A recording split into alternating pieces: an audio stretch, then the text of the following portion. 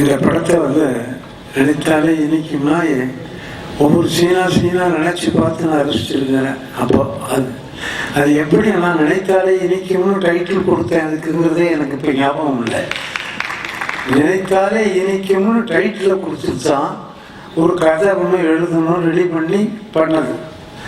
அப்படி பண்ணபோது சுஜாதா அவர்கள்ட்ட வச்சுக்கிட்டு அவர்கிட்ட ஒரு சின்ன பாயிண்டை சொல்லி அந்த மாதிரி ஒரு மியூசிக் குரூப் இங்கேருந்து மலேசியாவுக்கு போகிறாங்க, மலேசியா சிங்கப்பூருக்கு போகிறாங்க, அவங்கள வச்சுட்டு ஒரு கதை பண்ணணும் அப்படின்னு முடிவெடுத்து ஒரு கதை ஒன்று எழுதணும்னு முடிவு பண்ணி கவர் கதை எழுதி இவங்களோட எல்லா டிஸ்கஷனில் இருந்தாங்க.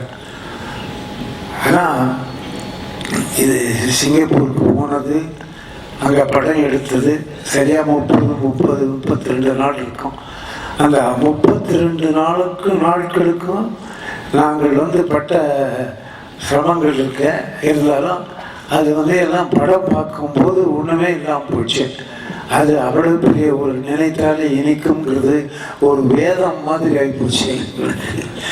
இப்போ இதை திருப்பியும் 38 ஆண்டுகளுக்கு முன்னால் எடுத்த இந்த படத்தை திரும்பவும் வெற்றிகரமாக வெளியிட இருக்கிற நம்ம டிவி சகோதரர்களுக்கு, ராஜ் டிவி சகோதரர்களுக்கு என் நன்றி கலந்த வணக்கத்தை முதற்கண் தெரிவித்துக் கொண்டு நீங்கள் மிகப்பெரிய வெற்றி அடைய வேண்டும் என்று நான் நினைக்கின்றேன். ரொம்ப அற்புதமான விஷயம். கமலஹாசனை பற்றி நான் சொல்ல வேண்டும் என்றால் அவர் உலக நாயகன்.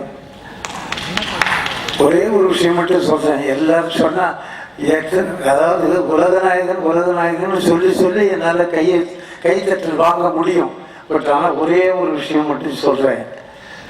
அதாவது கமலஹாசனுக்கு எனக்கும் உள்ள உறவு இந்த திரையுலகத்தில் அவரால் நான் வளர்ந்தனா, என்னால் அவர் வளர்ந்தாரா என்ற கேள்வி. நான் முதல் என்னால் அவள் வளர்ந்தார். அடுத்த 20 ஆண்டுகள் அவரால் நான் வளர்ந்தேன்.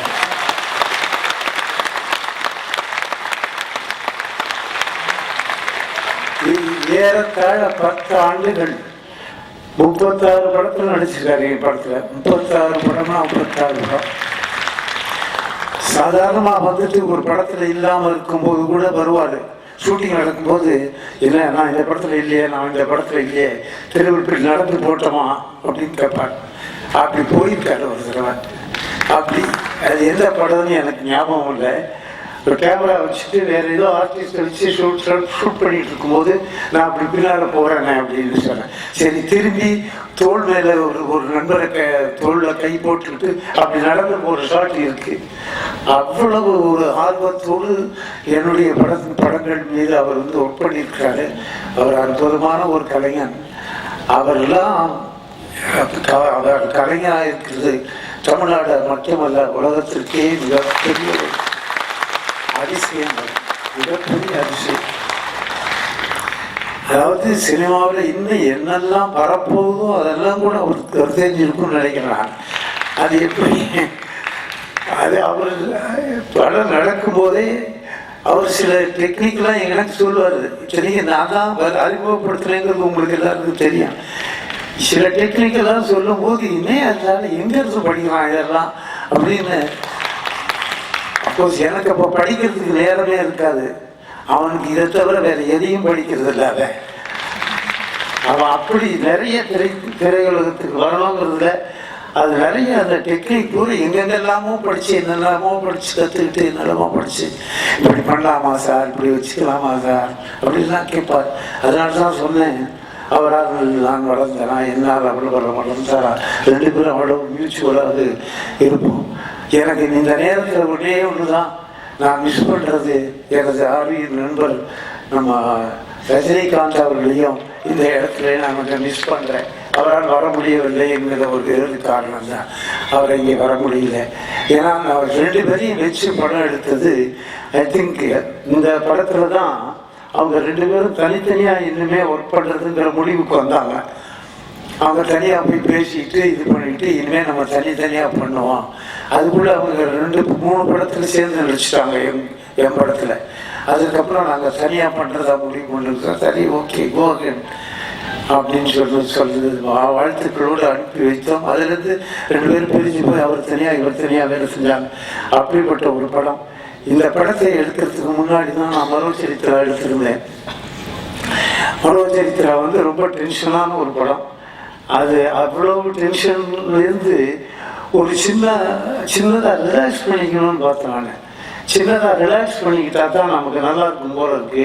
மறுபடியும் ஒரு சீரியஸாக ஒரு படத்தை எடுத்து ஒரு சீரியஸாக ஒரு தீம் வச்சுக்கிட்டு அதை பண்ணினா நமக்கு உடல்நிலை தாக்கு பிடிக்குமாங்கிற நிலைமைக்கு வந்த போது தான் நான் இந்த மாதிரி ஒரு சின்னதாக லைட்டர் வெயினில் ஒரு மியூசிக்கை மட்டும் வச்சுக்கிட்டு ஒரு லைட்டர் வெயினில் இவங்க 2 பேரையும் கதாநாயகர்களாக வச்சுக்கிட்டு ஒரு படம் எடுத்தா என்னன்னு தோணுச்சு.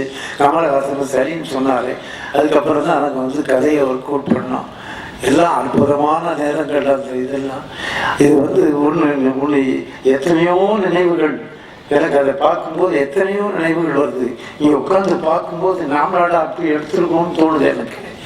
அவ்வளோ பயங்கரமாக இருக்குது, அவ்வளோ பயங்கரமாக இருக்குது. ஸ்க்ரீனில் பார்க்கும்போது அப்படியே அற்புதமாக இருக்குது. எத்தனையோ படம் நம்ம பார்க்குறோம், அந்த மாதிரி பார்க்குறோம். பட் நான் எடுத்துருக்கேன் இது அப்படின்னு சொல்லி ஆச்சரியமாக இருக்குது. அப்புறம் இந்த என்ன விஷயம் சொல்ல வந்தேன்னா, நான் அப்படி தான் கட்டாகி போகுது மனசில் என்ன நினைக்கிறவங்க அது கட்டாகி போச்சு. இப்போ எனக்கு சாரி ஏதோ ஒன்று சொல்ல வந்தேன், அது கட்டாகி போச்சு. அந்த த்ரெட்டு கட்டாகி போச்சு. ஏன்னா கொஞ்சம் நேரம் ஆனால் தான் திருப்பி வரும். அந்த இடத்துக்கு திருப்பி வர முடியும்னா சரி, மொத்தமாக எல்லாருடைய வாழ்த்துக்களும் இதில் இருக்கு. இன்னொன்று, இந்த ஒரு வாய்ப்பை எடுத்துக்கிட்டு இந்த சந்தர்ப்பத்தில் தமிழ் திரைப்பட தயாரிப்பாளர்கள் சங்கத்தில் வெற்றியடைந்த அத்தனை பேருக்கும் என்னுடைய வாழ்த்துக்களை சொல்லிக் கொள்வதிலே நான் பெருமை அடைகிறேன், நான் சந்தோஷப்படுகிறேன். அவர்களுக்கு என்னுடைய வாழ்த்துக்களை சொல்லக்கூடிய ஒரு வாய்ப்பாக இந்த மேடையை நான் பயன்படுத்திக் கொள்கிறேன் என்பதையும் இங்கே சொல்லிக்கொள்ள நான் விரும்புகிறேன். இப்போ இன்னும் ஞாபகம் வரல அந்த பாயிண்ட்டு. அது போனது தான். அதே திரும்பி வருமாவன்னு டவுட் எனக்கு மறந்து போச்சு. என்ன சொல்ல வந்தேன் ஞாபகம் வரல எனக்கு. இப்போ ஏதோ ஒரு முக்கியமான பாயிண்ட் வந்துச்சு. அதாவது இந்த படத்தினுடைய ஃபர்ஸ்ட் காப்பி பார்க்கறதுக்கு நான் போயிருக்கோம். கமலஹாசன் வந்திருக்காரு. கமலஹாசன் வந்திருக்காரு. 2 பேரும் படம் பார்த்தோம். 2 பேரும் சைலண்டாக இருந்தோம். அவன் ஒன்றும் சொல்லலை, நானும் ஒன்றும் சொல்லலை. பேசாமல் இதுக்கு வந்தோம். இதில் இறங்க போகிறோம், லிஃப்டில் இறங்க போகிறோம். அப்போ வேற யாரோடய கமலஹாசன் பேசிட்டு இருக்காரு. அவர் எப்படி இருக்குன்னு கேட்குறாரு. அவர் எனக்கு பதிலாக சமிக்ஞையில் சொல்கிறாரு. என்ன சொன்னாருன்னா, இந்த படத்துலேயே ஒரு நல்ல அற்புதமான ஒரு கேரக்டரைசேஷன் குணச்சித்திரம் வச்சுருந்தேன். அது உங்களுக்கு எல்லாருக்கும் தெரியும். இந்த ஜெயபிரதாவை எது கேட்டாலும் என்னம்மா சாயந்தரம் நம்ம சந்திக்கலாமா அப்படின்னு கேட்டாருன்னு வச்சுங்களேன்.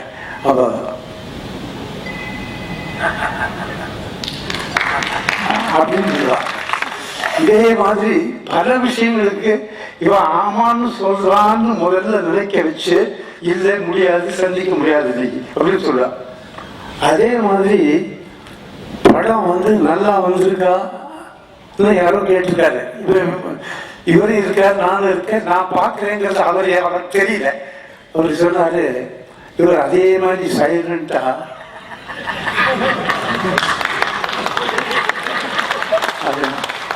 நல்லா ஞாபகம் இருக்காது. ஆனால் அதை பொய்யாக்கினது என்னுடைய பெருமை. கமலஹாசன் நான் சொன்னதை நான் பொய்யாக்கினேன், அது என்னுடைய பெருமை. அதுதான் எவ்வளவு இம்பார்ட்டன்ட் விஷயம் சார். அது எவ்வளவு இம்பார்ட்டன்ட் விஷயம். அது ரொம்ப அற்புதமா 3-4 இடத்துல வச்சிருப்பாங்க. அதுக்காகவே படம் பார்த்தவர்கள் உண்டு. அவர் தலையை அப்படியே ஆட்டிட்டு மெதுவா ஸ்லோவா டிரான்சிட் ஆவா அது பண்றது. அப்படி இதுக்காகவே குழந்தை வைப்பேன், இதுக்காகவே சிச்சுவேஷன் கிரியேட் பண்ணிக்க, இதுக்காகவே சில கேள்விகள் எழுதிக்க. அப்படிப்பட்ட அந்த ஒரு இடம் வந்ததை ரொம்ப அற்புதமாக இவர் பயன்படுத்தி, அதாவது கமலஹாசன் அதுக்கு ஏன்னா கமலஹாசன் அதெல்லாம் தாண்டிட்டான். கமலஹாசன் நான் அந்த காலத்தில் அந்த இடைப்பட்ட காலத்தில் நான் எடுத்த படத்தையும் தாண்டி போயாச்சு கமலஹாசன். அதனாலதான் அவருக்கு பத்தலை இந்த படம், அவருக்கு பத்தலைங்கிறதுனால இப்படி இப்படின்னு சொல்லிட்டு இப்படின்னு சொல்லிட்டு அதை நான் பார்த்துட்டேன். ஆனால் நான் பார்த்தது அவருக்கு தெரியாது, அவருக்கு தெரியாது. அதனால அவர் கீப்பிங் குவைட். நான் ஏன் முட்டு கொடுத்துனா நான் ஆல்சோ கீப்பிங் குவைட். ரெண்டு பேரும் படத்தை பத்தி பேசவே இல்லை, எப்படி இருக்குன்னு படத்தை பத்தி பேசவே இல்லை. அந்த படம் 38 ஆண்டுகள் கழிச்சு இன்னைக்கு மீண்டும் வந்து இங்கே திரையிடப்படுகிறது என்றால் நான் தான் ஜெயிச்சேன். எம்எஸ் விஸ்வநாதன் மேடையில் வச்சுக்கிட்டு நான் அவரை பத்தி ஒன்றும் சொல்லாம போறேன்னா என்ன, நான் சாட்டையார் அடிச்சுக்குவேன். நான் போய் வீட்டுக்கு போய் சாட்டையார் தான் அடிச்சுக்குவேன். சார் எம்எஸ்வி சார் விட்டுருங்க. எம்எஸ்வி சாருக்கும் எனக்கும் உள்ள அந்த காம்பினேஷன் இருக்க, அது ரொம்ப தெய்வீகமான காம்பினேஷன். நான் எம்எஸ்வி கண்ணதாசன் எவ்வளவு படங்கள், எவ்வளவு பாடல்கள், ஒவ்வொரு பாடலும் ஒவ்வொரு திருசா இருக்கும். எத்தனையோ விதங்கள் பண்ணியிருக்கோம். அவர்கள என்னெல்லாம் பண்ணியிருக்கோம், அவ்வளவு சொல்றதுல என்னெல்லாம் பண்ணி. மன்மத லீலையில 6 பாட்டு ஒரே ஷூட்டிங் நடந்துகிட்டே இருக்கு. ஷூட்டிங் நடந்துகிட்டே இருக்கிற வீட்லயே 3 பேர் உட்காந்துக்குவோம். நானு எம்எஸ்வி இது ஷார்ட் சொல்லிட்டு இங்க வந்துவேன். இங்க வந்து உட்கார கண்ணதாசன் நானு எம்எஸ்வி 6 பாட்டு சார். 6 பாட்டும் 5 நாள்ல முடிச்சார். அந்த 6 பாட்டும் படு சூப்பர் ஹிட். மன்மத லீலை உங்களுக்கு தெரியாத விஷயம் இல்லை. அதெல்லாம் நினைச்சு பார்க்கும்போது இவர் எப்படிப்பட்ட ஆள்கிட்ட நான் வேலை வாங்கியிருக்கேன், அவர் எங்கிட்ட வேலை வாங்கியிருக்காரு, அவர் எங்கிட்ட வேலை வாங்கியிருக்காருன்னு சொல்லுவேன் நான். சரி, அந்த மாதிரி சிலது புதுசா திங்க் பண்ணும்போது நான் என்னெல்லாம் நினைக்கிறேனோ அதுக்கெல்லாம் ஹி ரோஸ் டு தி அக்கேஷன்ங்கிறது தான் அது ரொம்ப இம்பார்ட்டன்ட். அவர் எப்படி எனக்கு நான் நினைக்கிறதுக்கு உடனே வராது. அவர் நான் நினைக்கிறதுக்கு அப்போ உடனே வராது. ஒன்றும் இல்லை, அவர்களில் ஒரு உலகநாயகன் பேசணும். ஒரே ஒரு விஷயத்தை மட்டும் சொல்லிடுறேன். மறந்து போச்சுன்னா வந்துடுவேன். மறந்து போச்சுன்னா வந்துடுவேன். இந்த ஒரு கிரிக்கெட்டை பற்றி ஒரு பாட்டு வச்சிருந்தேன். எல்லாமே புதுசா ஏதாவது பண்ணணும், குரங்குத்தனம் ஏதாவது பண்ணணும் பாட்டுல அப்படின்னு சொல்லி எனக்கு ஒரு இது எப்பவுமே உண்டு. அதுபடி ஒரு பாட்டு கம்ப்ளீட்டா ஒரு கிரிக்கெட் மேட்ச், கிரிக்கெட் ஆடுறதே ஒரு பாட்டு உருவத்தில் கொண்டு வருவோம் அப்படின்னு சொல்லி அதுக்காக சிரமப்பட்டு, இதுல கிரிக்கெட்னா எனக்கு என்னன்னே தெரியாதுன்னு அவரு யாரு எம்எஸ்சி அவர்கள். நீங்க கவலைப்படாதீங்க என்னன்னு சொல்றேன் அப்படின்னு சொல்லி அவருக்கு எக்ஸ்பிளைன் பண்ணி, இங்க இருக்க ஒரு விக்கெட்டு, இங்க இருக்க விக்கெட்டு, இங்க ஓடி போய் வந்து போடுவான். இதெல்லாம் அவருக்கு எக்ஸ்பிளைன் பண்ணி, அப்படியா, அப்புறம் எங்க ஓடுறாங்க அவங்க, ஏன் ஓடணும், ரன் எடுக்க ஓடணும், ரன் எடுக்க ஓடணும், அப்படி ரன் எடுத்து அவன் எவ்வளவு ரன் எடுக்கிறான், அதுக்குள்ள பந்து போட்டு அவுட் ஆகிட்டானா அவ்வளவுதான் ரன் அவனுக்கு, மொத்தம் 20 ரன் 22 ரன் அப்படின்னு சொல்லி அந்த ஒவ்வொரு இதுக்கும் மியூசிக் போட்டார் சார் அவரு. அங்கேயே கிரிக்கெட்டை பத்தி கமலஹாசன் ரொம்ப ஹெல்ப் பண்ணினான். கமலஹாசன் அங்கேயே இருந்த ரெக்கார்டிங் இல்லையே. அது ரொம்ப அற்புதமான ரொம்ப அற்புதமா வந்தது அது. பட் நீளம் காரணமாக, படத்தினுடைய நீளம் காரணமாக அதை நான் ரிமூவ் பண்ண வேண்டிய, கண்ணீரோடு அதை ரிமூவ் பண்ணலாம். இருக்கா இருக்கு. அது சில பிரிண்ட்ல இந்த முதல்ல எல்லாம் என்ன பண்ணுவாங்கன்னா அவங்களே எடுத்துருவாங்க, யாரையும் கேட்க மாட்டாங்க. அந்த மாதிரி 2-3 இடத்துல எடுத்துட்டாங்கன்னு கேள்விப்பட்டு தான் நான் ரொம்ப வருத்தப்பட்டேன். அது எவ்வளவு அற்புதமா இருந்தது, அந்த பாட்டில் அற்புதமா இருந்தது. அதனால அதையும் சொல்றதுக்கு ஆசைப்படுறேன். அதுதான் அப்படிப்பட்ட தெய்வாம்சம் பொருந்திய எம்எஸ்வி அவர்கள் அற்புதமான மியூசிக் போட்டார். என்ன அற்புதம்! ஒவ்வொரு படத்திலையும் சொல்லவே முடியாது sir. Hats off to you sir. இதை ஒரு ஆப்பர்ச்சுனிட்டியா வச்சு நீங்க என்னை விட சிலவர் நினைக்கிறேன். நான் சிலவர் தானா, இல்லைன்னா காலில் விழுவேன், இல்லைன்னா காலில் விழுத்துருவேன். அதுக்காக சொன்னேன் நான். ரொம்ப நன்றி, ரொம்ப வணக்கம். கமலஹாசனுக்கும் என்னுடைய நன்றி, நதிகளிலிருந்து வணக்கம்.